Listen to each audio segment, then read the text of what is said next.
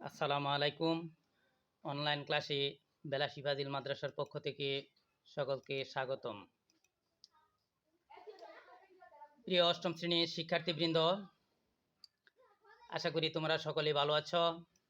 আমি মহান আল্লাহ রাব্বুল আলামিনের রহমতে এক প্রকার ভালো আছি।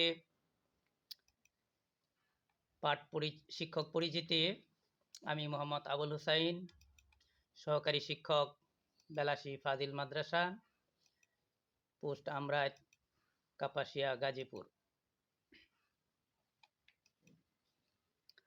পাঠ পরিচিতি, বিষয় বাংলাদেশ ও বিশ্ব পরিচয়, শ্রেণী অষ্টম, অধ্যায় দশম, পাঠ 1 ও 2। প্রিয় শিক্ষার্থীবৃন্দ,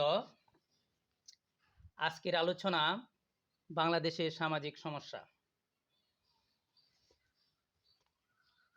সামাজিক সমস্যা হলো সমাজে বিরাজিত একটি অবস্থা যা জনগণের উপর ক্ষতিকর প্রভাব বিস্তার করে। আর এই অবস্থা থেকে পরিত্রাণের জন্য কিছু সংখ্যক ব্যক্তি বা ব্যক্তিবর্গ সম্মিলিতভাবে প্রচেষ্টা চালায়। বাংলাদেশে নানা সামাজিক সমস্যা রয়েছে, তার মধ্যে কিশোর অপরাধ ও মাদকাসক্তি দুটি সবচেয়ে বড় সমস্যা। বর্তমানে এই দুটি সমস্যা সবার জন্যই উদ্বেগের কারণ হয়ে দাঁড়িয়েছে। প্রিয় শিক্ষার্থীবৃন্দ, এই পাঠ শেষে তোমরা কিশোর অপরাধের ধারণা ব্যাখ্যা করতে পারবে, কিশোর অপরাধের কারণ ও প্রভাব বর্ণনা করতে পারবে এবং কিশোর অপরাধ প্রতিরোধের উপায় বর্ণনা করতে পারবে।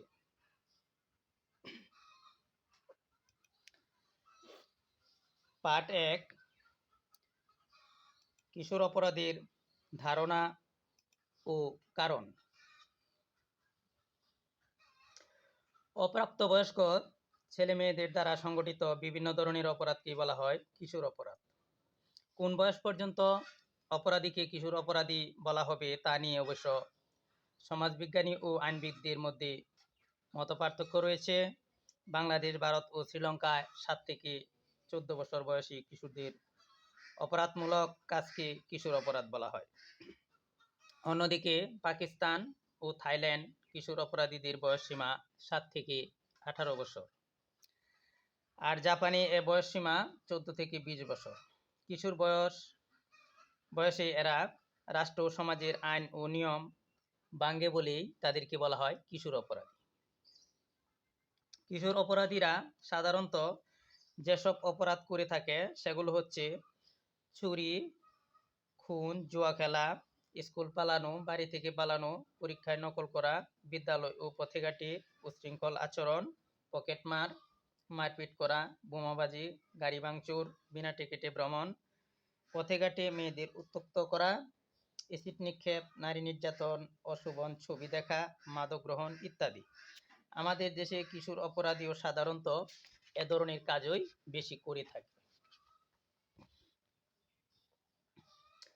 শিশু কিশোররা নানা কারণে অপরাধী হয়ে ওঠে। আমাদের দেশে কিশোরদের অপরাধের অন্যতম প্রধান কারণ হচ্ছে দারিদ্র। দরিদ্র পরিবারে কিশোরদের অনেক স্বাদ বা ইচ্ছা অপূর্ণ থেকে যায়। এর ফলে তাদের মধ্যে বাড়ে হতাশা এবং এই হতাশাই তাদের অপরাধের দিকে ঠেলে দেয়। সুস্থ পারিবারিক জীবন ও সুষ্ঠু সামাজিক পরিবেশের অভাবেও শিশু কিশোররা অপরাধী হয়ে ওঠে। বাড়ির বাইরে বা কর্মস্থলে অতি ব্যস্ততার কারণে মাতা পিতার পক্ষে তাদের সন্তানদের যথেষ্ট সময় বা মনোযোগ দিতে না পারা, আদর যত্নের অভাব এবং পিতামাতার অকাল মৃত্যু বা বিবাহ বিচ্ছেদ, এমনকি অভিভাবকদের অতিরিক্ত শাসনের কারণেও অনেক কিশোর কিশোরীরা অপরাধী হয়ে ওঠে। পিতামাতার মধ্যকার জটিল দাম্পত্য সম্পর্ক ও তাদের খারাপ আচরণও অনেক সময় কিশোর কিশোরীদের অপরাধ প্রবণ করে তোলে।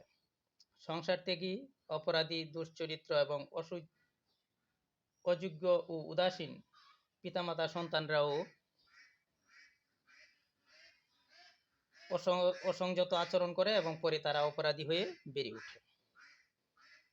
চিত্তবিনোদনের অভাবের কারণেও অনেক কিশোর কিশোরী অপরাধী হয়ে ওঠে ছোটবেলা থেকেই খেলাধুলা, সঙ্গীত, ছবি আঁকা, শরীরচর্চা এবং বিভিন্ন ধরনের সাংস্কৃতিক কার্যকলাপের সঙ্গে জড়িত শিশু কিশোররা সাধারণত আনন্দময় পরিবেশে সুস্থভাবে বেড়ে ওঠে।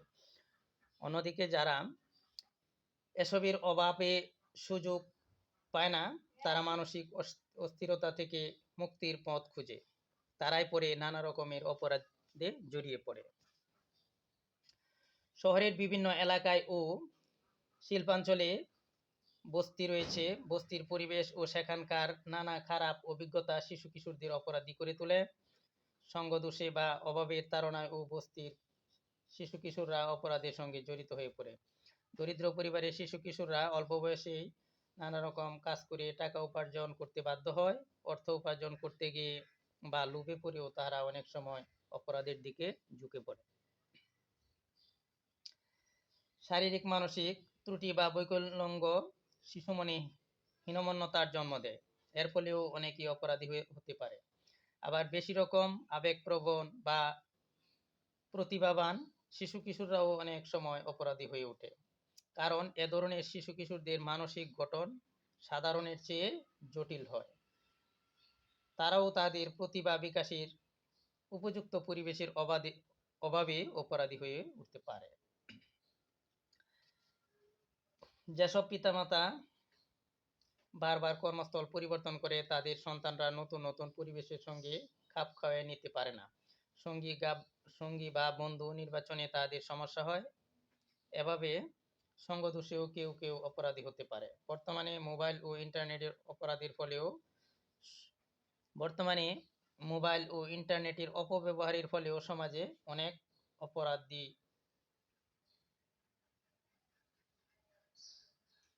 দেখা যাচ্ছে।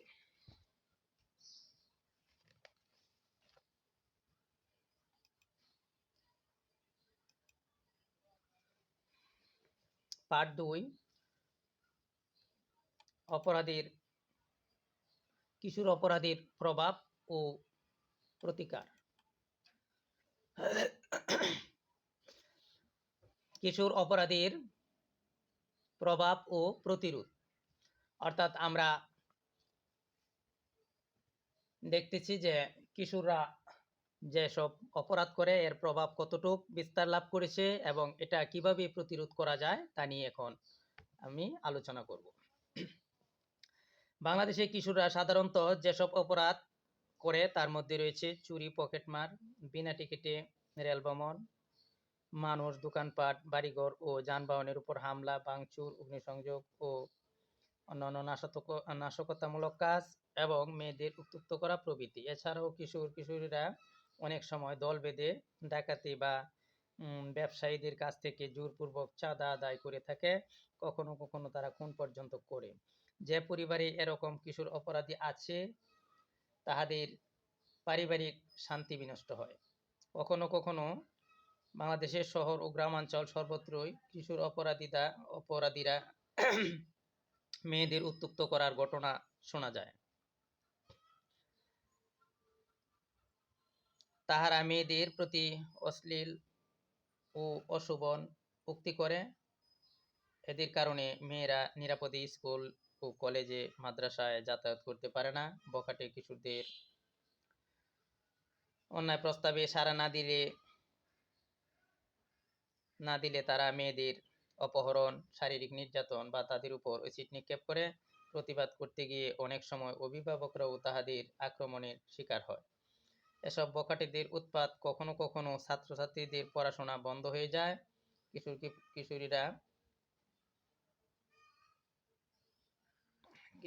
কিশোর অপরাধীরা অনেক সময় মাদকাসক্তি ও অন্যান্য খারাপ অভ্যাসের সঙ্গেও জড়িত হয়ে পড়ে। প্রতিরোধের উপায়। এখন এই সমস্ত অপরাধ থেকে কিশোরীদের কিভাবে প্রতিরোধ করা যাবে তা নিয়ে আলোচনা করব। আশা করি তোমরা মনোযোগ দিয়ে শুনবে। বাংলাদেশে কিশোর অপরাধ প্রবণতা দিন দিন বেড়ে যাচ্ছে। এ সমস্যার প্রতিরোধ নিম্নোক্ত পদক্ষেপ গ্রহণ করা প্রয়োজন। অভিভাবক সচেতনতা ও দায়িত্ব। কিশোরদের অপরাধ প্রবণতার ধরন এবং তার কারণ ও প্রতিকার সম্পর্কে পিতামাতা ও পরিবারের বয়োজ্যেষ্ঠরা যদি সচেতন থাকেন, তবে তারা সহজেই কিশোরদের অপরাধ থেকে দূরে রাখতে বা সে পথ থেকে সরিয়ে আনতে পারেন।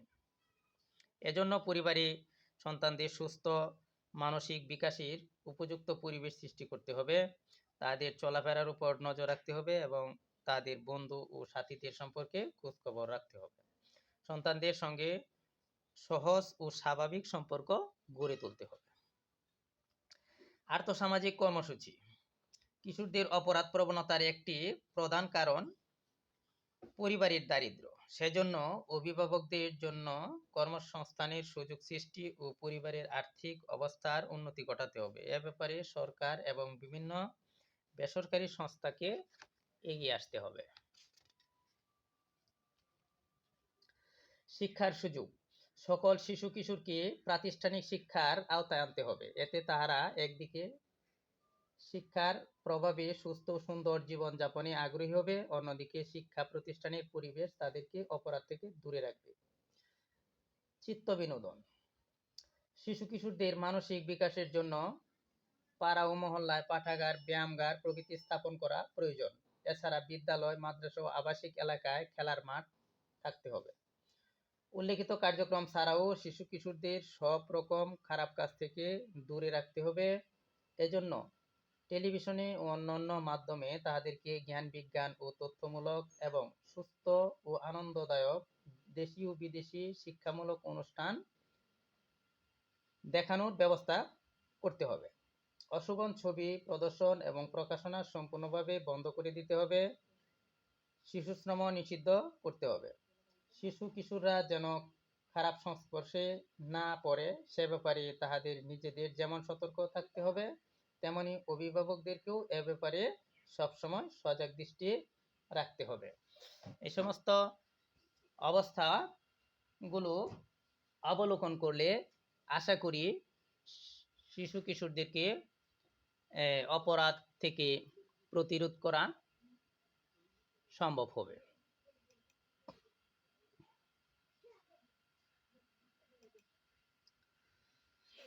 প্রিয় শিক্ষার্থীবৃন্দ, তোমাদের এতক্ষণের আলোচনার উপর ভিত্তি করে আমি কয়েকটি প্রশ্ন উল্লেখ করছি। আশা করি তোমরা এই সমস্ত প্রশ্নগুলোর সঠিক উত্তর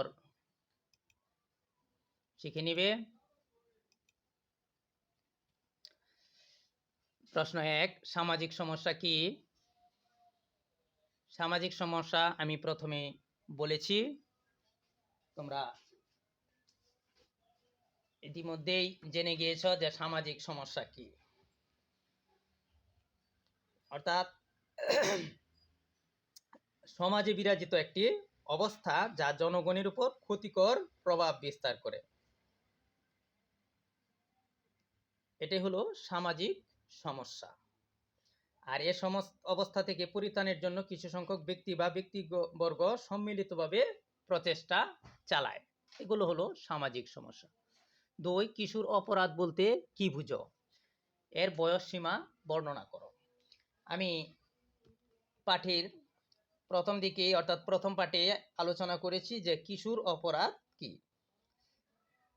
আমি বলেছি যে অপ্রাপ্ত বয়স্ক ছেলে মেয়েদের দ্বারা সংগঠিত বিভিন্ন ধরনের অপরাধকেই বলা হয় কিশোর অপরাধ। কোন বয়স পর্যন্ত অপরাধীকে কিশোর অপরাধী বলা যাবে তা নিয়েও তোমাদের সম্মুখে কিছু আলোচনা উপস্থাপন করেছি।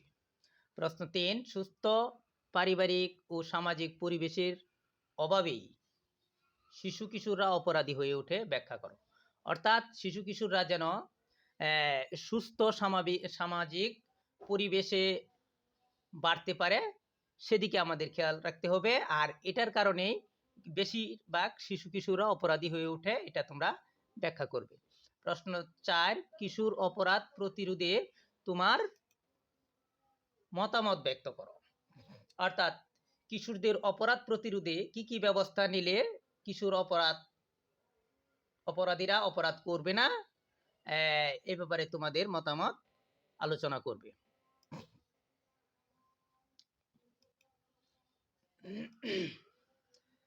প্রিয় শিক্ষার্থীবৃন্দ, আমি তোমাদের ক্লাসটি এখানেই শেষ করছি। সকলকে ধন্যবাদ।